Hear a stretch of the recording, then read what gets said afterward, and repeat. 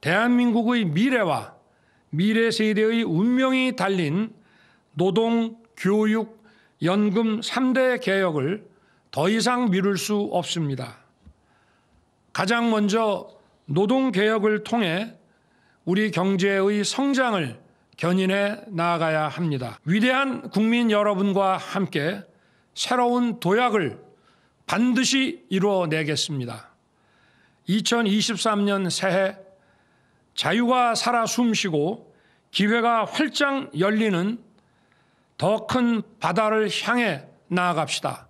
올 한 해도 여소야대의 상황에서 많은 어려움이 예상됩니다마는 3월에 있을 전당대회에서 정말 좋은 지도부를 모시고 그 지도부가 중심이 돼서 내년 총선에 승리할 수 있는 준비를 제대로 하는 그런 당이 됐으면 좋겠습니다. 안타깝게도 이제 타협과 또는 조정을 통한 희망을 만드는 일들이 많이 사라지고 폭력적인 일방적 지배가 난무하는 시대이긴 하지만 그래도 우리 더불어민주당이 새로운 희망의 길을 국민과 함께 만들어 나가야 한다고 생각합니다. 네, 올 한 해 여론 흐름 짚어보겠습니다. 배종찬 인사이트 K 소장, 이은영 휴먼앤데이터 소장 나오셨습니다. 어서 오십시오. 네, 안녕하십니까. 새해 복 많이 받으십시오. 네, 복 많이 받으시고 좋은 꿈들 꾸셨는지 모르겠습니다. 2022년 마지막으로 조사된 윤석열 대통령 지지율을 보니까 NBS에서는 동률을 기록했고 리얼미터에서는 소폭 상승, 국민 리서치 그룹 에이스 리서치에서는 소폭 하락한 것으로 나타났습니다. 그렇습니다. 이게 대통령 지지율 흐름 뭐 지난 연말 전체로 어떻게 봅니까? 대체로 이제 8개월 동안의 윤석열 대통령 임기 상당히 또 뭐 다사다난했습니다. 네. 파란만장하기도 했었고, 그러니까 취임하자마자 윤석열 대통령 지지율이 좀 더 올랐어야 되는데 임기 초반에 고공행진을 하지 못하고 계속해서 지지율이 내려가는 그런 상황이었는데 계속 내려가기만 했던 윤석열 대통령 지지율이 변한 것이 이 지난 11월 달입니다. 11월 중순에 이제 화물연대 파업에 대해서 단대 전략, 단호한 대응 전략, 그리고 도스태핑을 중단하면서 지난 대선에서 윤석열 대통령이 투표했던 윤찍 지지층 48.56%를 슬금슬금 결집하면서 12월 중순 정도에 윤석열 대통령 지지율이 자동 응답조사, ARS 조사에는 한 40%대 초중반까지 가는 그런 결과가 나왔고요. 연말에 조금 뭐 이제 횡보하는 숨고르게 하는 그런 결과가 나오긴 했는데 자동응답 조사는 대체로 40%대, 아직 전화 면접 조사는 30%대 중반, 후반 정도의 추세로 나타나고 있습니다. 이은영 소장님, 윤 대통령이 오늘 신년사에서요, 노동, 교육, 연금 개혁을 더 이상 미룰 수 없다며 특히 이제 노동 개혁을 강조를 했습니다. 근데 북한 문제에 대한 언급은 없었고요. 신년사 어떻게 보셨어요? 일단 이제 그 새해에 어떤 국정 운영의 방향성을 제시한 거에 대해서는 의미가 있는데요. 그 북한 문제와 관련한 언급만 없었던 게 아니고 경제에 대한 지표라든지 이런 부분도 지금 언급이 없었거든요. 사실 새해에 가장 중요한 거는 경제에 대한 어떤 전망과 그거에 대한 국정 운영의 방향 설정입니다. 사실 그 박근혜 전 대통령 때와 비교해 보면 임기 2년 차 때 박근혜 대통령은 이제 드레스덴 선언을 통해서 북한 문제를 굉장히 포지티브한 형태로 방향 제시를 했는데 이번 신년사는 그 좀 긍정적인 형태의 방향 제시가 없었다. 그리고 이 개혁 과제들이 결국에는 야당과의 어떤 그 대화 타협이 없으면 성과 내기 굉장히 어려운 아젠다들을 던졌다. 그런 생각이 듭니다. 네. 배 소장님 앞서 말씀하셨듯이 윤 대통령 지지율 뭐 지난해 보면 조사 기관마다 좀 다릅니다만 30%대, 40%대 이렇게 나왔는데 새해 초죠, 올해 초 대통령 지지율 흐름 어떨까요? 올 한 해 대통령 지지율 조금 오르기도 하고 또 내리기도 할 것으로 보입니다. 대체로 윤석열 대통령이 올 한 해 지방선거를 총선거를 앞두고 국회의원 선거를 내년에 앞두고 좀 더 결집을 시도하고 도모하는 지난해의 연말과 비슷한 국면이 이어질 것으로 보이는데 자동응답 조사에서는 대체로 이제 40%대 중반 정도, 또 전화 면접을 직접 하는 조사 방식에서는 40% 내외, 또 더 내려가기도 하고 또 올라가기도 할 겁니다. 내려가기도 하고 오르기도 하고 그러면 제로섬 게임입니까?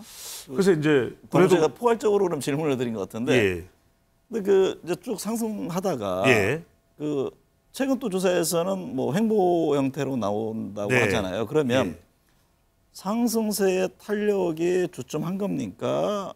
아니면 지금 뭐 숨고르기를 하고 있는 겁니까? 어떻게 봐요? 조금 이제 주춤해지는 국면으로 보입니다. 네. 조금 더 올라갈 수도 있겠지만 근데 그래서 중요한 부분을 딱 말씀드리려고 했거든요. 네. 그게 뭐냐면 지난해는 내 지지층, 자기 지지층을 결집하는 진영의 시대였다면 올해는 국회의원 선거를 앞두고 중도의 시대다.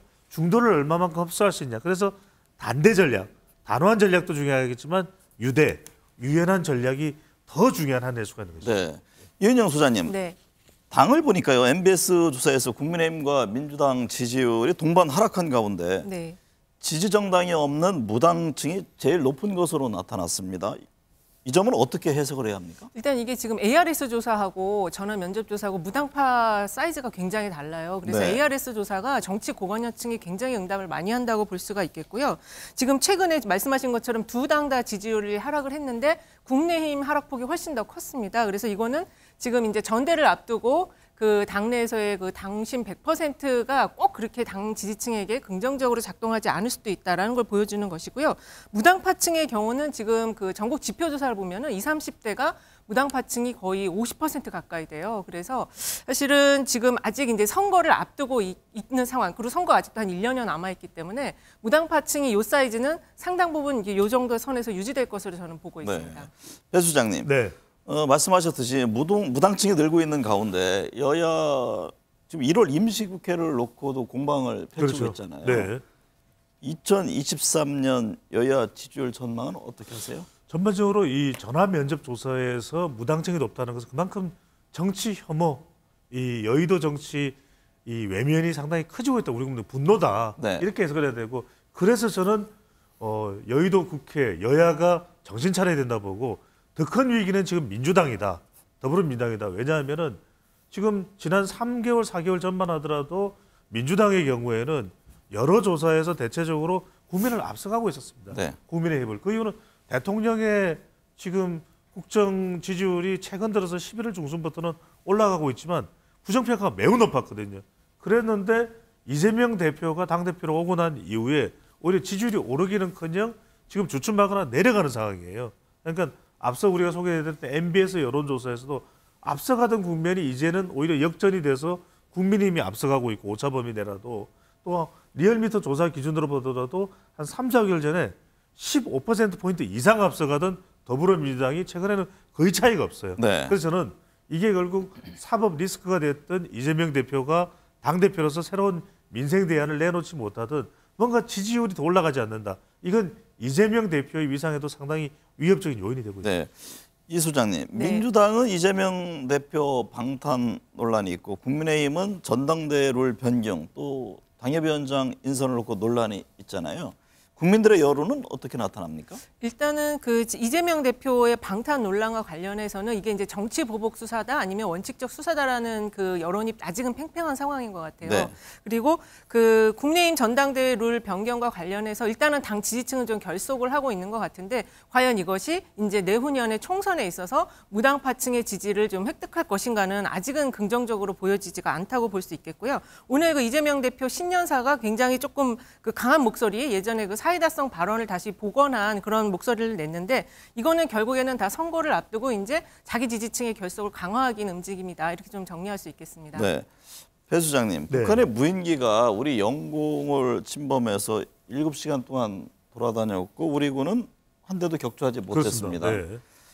북한의 이번 무인기 도발이 윤석열 대통령 지지율에는 어떤 영향을 줄까요? 부담이 되죠.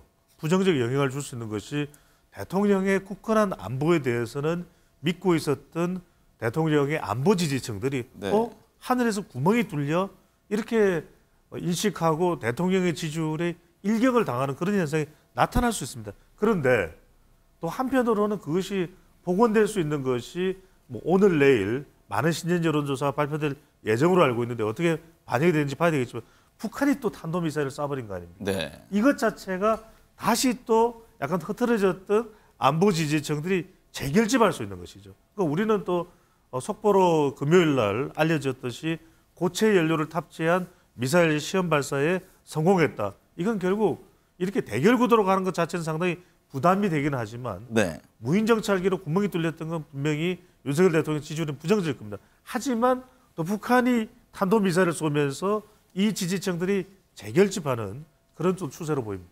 이 소장님, 북한의 무인기 침범에 대해서 윤석열 대통령이 용납할 수 없는 사건이라면서 평화를 얻기 위해 압도적으로 우월한 전쟁을 준비해야 한다 이런 점을 강조했는데요.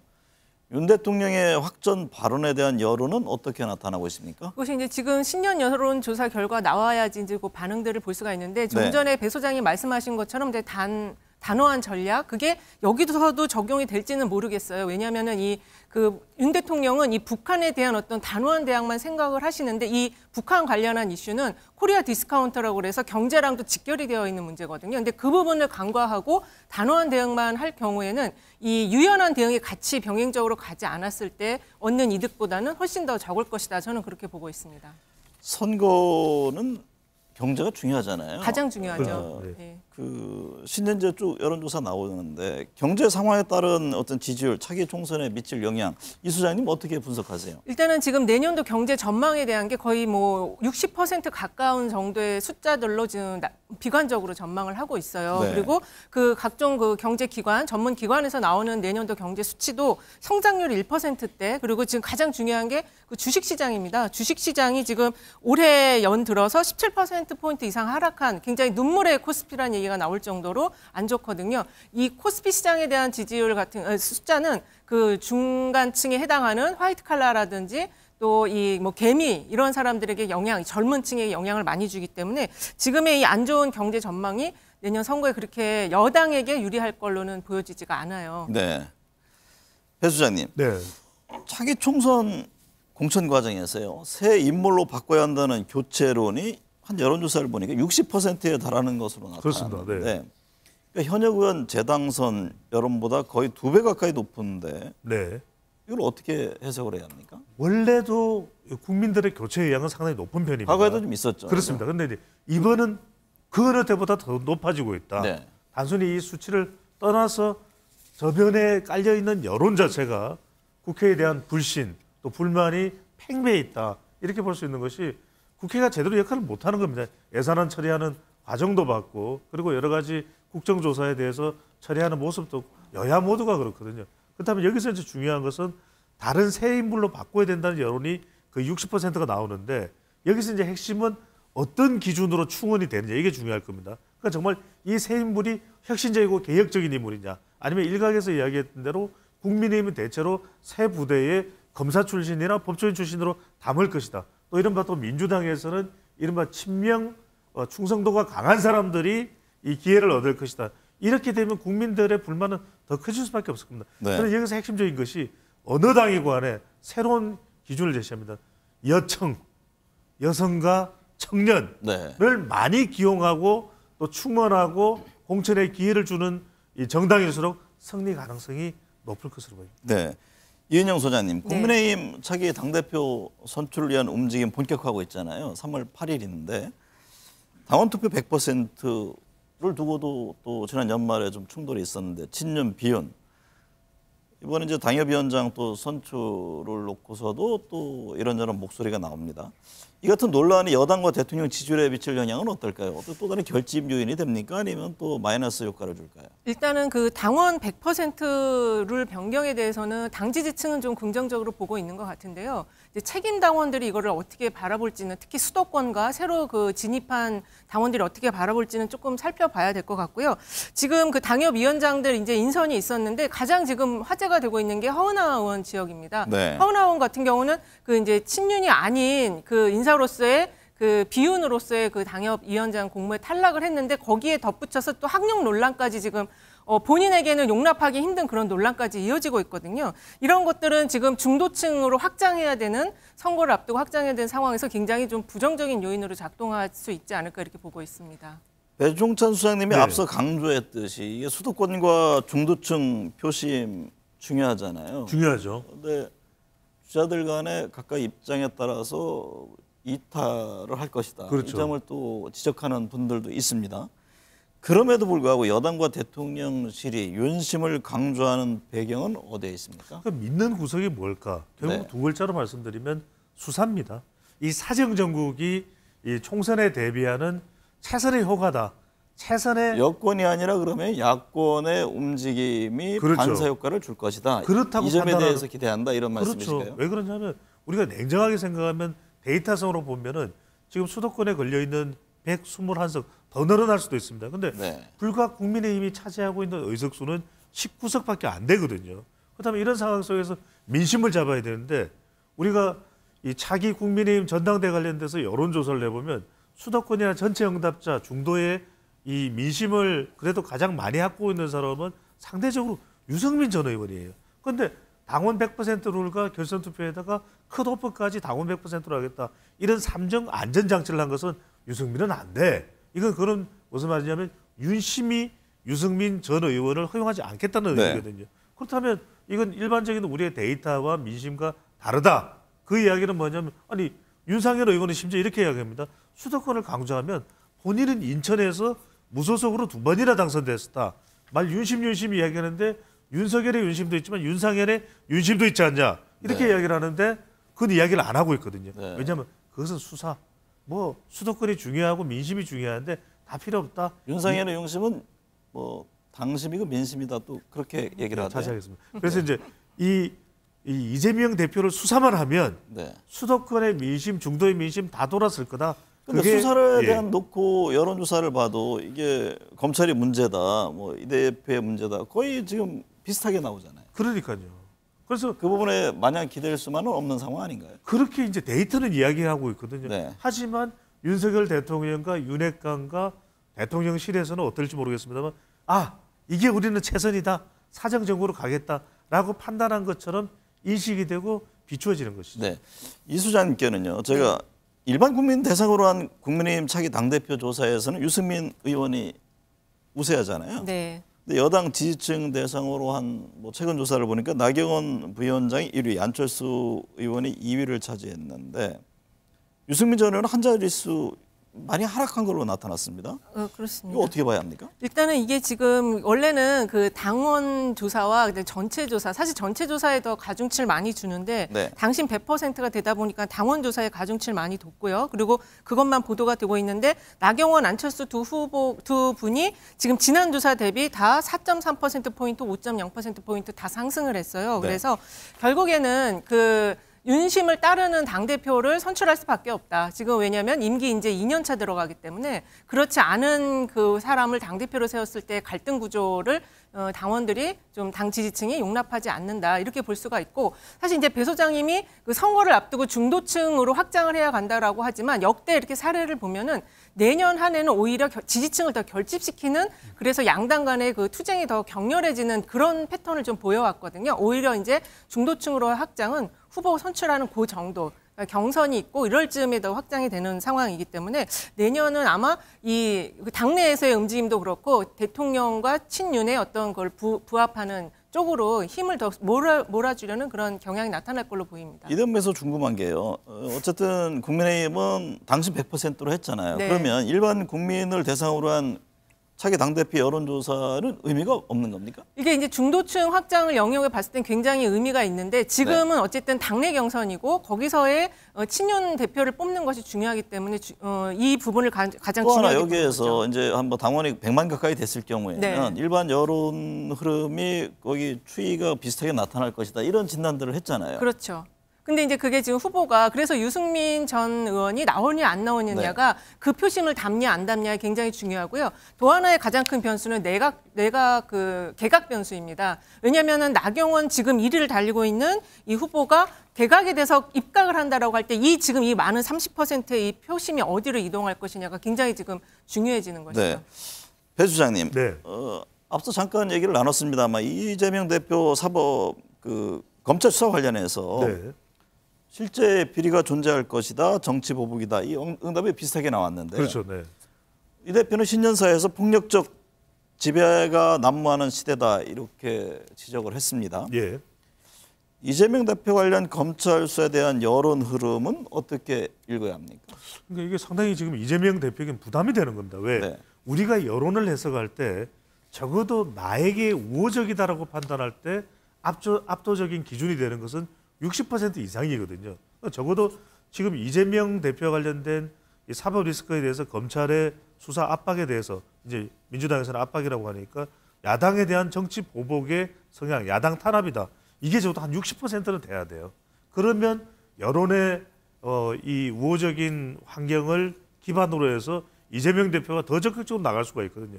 그런데 지금 실제 비리가 존재할 것이다가 47.4%면 거의 절반에 육박하는 데다가 잘 모름이 8.2%니까 여전히 50% 이상은 잘 모름이거나 비리가 있을 것이라고 존재한다거든요. 아직은 이 여론이 우호적이지가 않아요. 네. 그래서 이재명 대표가 어떤 식으로 대응을 하느냐, 이 대응의 방식을 상당히 정교하게 가져갈 필요가 있습니다. 네. 예.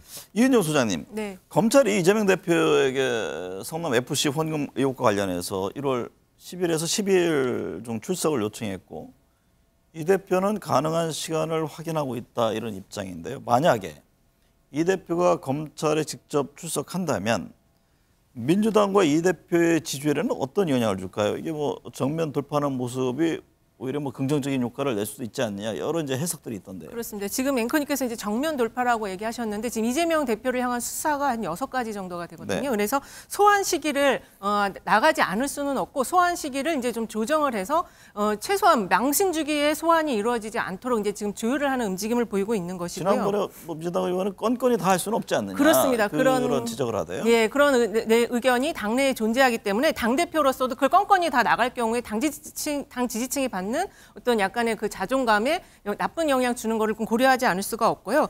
그리고 지금 이재명 대표가 이제 소환 날짜를 잡아서 출석을 한다면 그것은 이제 당 지지층을 결집시키는 요인이 저는 될 수 있을 것이라고 봐요. 왜냐하면 오늘 그 뉴시스가 국민 리서치 그룹과 에이스 리서치 의뢰한 조사 보면은 차기 대선 주자 관련해서 여전히 이재명 대표가 37.3%로 1위를 차지하고 있고 네. 민주당 지지층의 지지가 78.5%가 됩니다. 그래서 이런 소환에 응하고 약간의 탄압받는 모습으로 작동할 수도 있거든요. 그런 거는 오히려 지지층을 결집시키는 요인이 될 수가 있는 것이죠. 배 소장님, 네. 차기 지도자 적합도 조사는 이재명 대표가 뭐 계속해서 1위이고 그다음에 한동훈 네. 장관이 2위를 차지하는데 이 대표 검찰 수사 등이 크게 영향을 받지 않는 모습입니까? 그건 아니라고 봅니다. 저는 이재명 대표가 지금 범진보 진영 대선 후보에서 가장 높게 나오는 이유는 대안부재죠.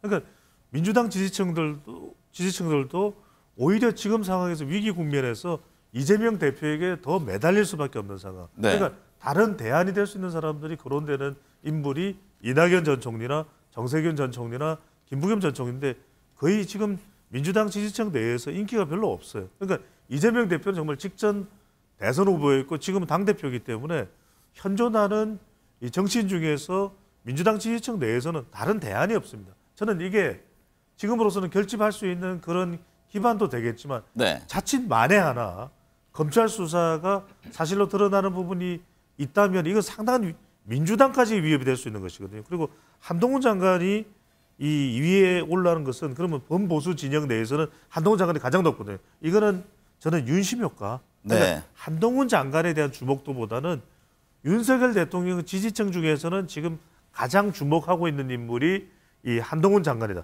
그렇기 때문에 저는 오세훈 시장으로서는 상당히 유력 후보임에도 불구하고 이 윤심이 한 장관을 향해 있다는 것은 상당히 또 부담이 오세훈 시장에게는 부담이 되는 그런 부분일 수가 있죠. 이은영 소장님, 김경수 전 경남지사가 복권 없이 사명됐잖아요. 네.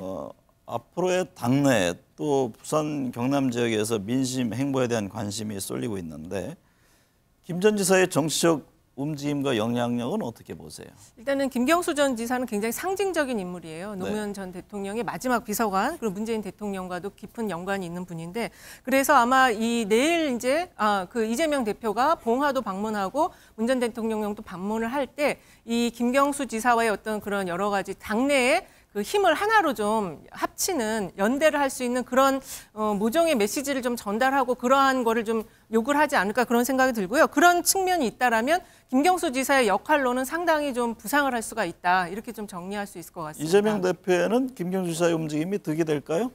제가 볼 때는 지금 아까 대안부재론을 얘기를 하셨는데 그런 측면에서 김경수 지사가 대안이 될 수 있느냐. 이건 지금 복권이 안 됐기 때문에 어렵거든요. 그래서 네. 그런 측면에서 당의 지지층을 조금 더 넓히고 특히 이제 내년 총선에서 PK 지역의 그 민심이 굉장히 중요한데 그런 측면에서는 김경수 지사가 상당히 좀 도움이 될 수 있는 인물이다 이렇게 정리할 수 있겠습니다. 한 40여 초 남았는데요. 두 분께 올해 여론에 가장 큰 영향을 미칠 전국 이슈 하나를 꼽는다면 어떤 걸 꼽으시겠습니까? 저는 결국 그 3월 8일 있을 국민의힘의 이 전당대 그리고 네. 저는 하반기에는 이재명 대표의 수사 네. 관련된 진전 상황, 하반기까지 이어집니까? 전개되는 네. 상황 상당히 지리하게 이어질 것 네. 같아요. 이은영 소장님은요? 저는 안보와 관련한 대응인데요. 지금 그 국방부의 최근의 행동들을 보면 정말 이해가 안 되는 안 되는 모습이 많거든요. 그 요인이 지금 대통령실 이전과 연관되어 있다라는 지적이 있어요. 그래서 저는 그 안보에 대한 안보 리스크 대응이 결국 경제와도 연동이 되기 때문에 그것이 가장 중요하다고 보고 있습니다.